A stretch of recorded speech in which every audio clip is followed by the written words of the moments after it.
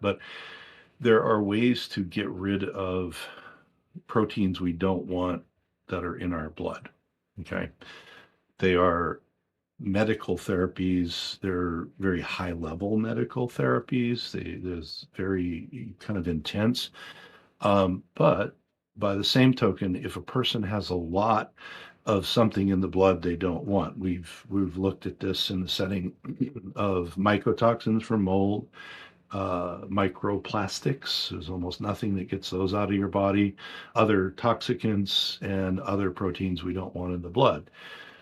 And so what we do is a process. The umbrella is called apheresis. It's a process done for many reasons, usually in hematology. The therapy that we find the most useful under the umbrella of apheresis is um, a plasma exchange. So the total plasma exchange, usually they call it. So PE or TPE. And what happens is this, like I said, it's a very intense medical therapy.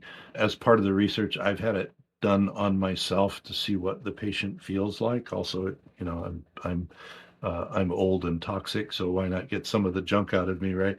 But it is an intense therapy. So you use essentially a cell separating dialysis unit, and the you have a line in one arm going into a vein that is taking the blood out, and it runs into a very large complex machine.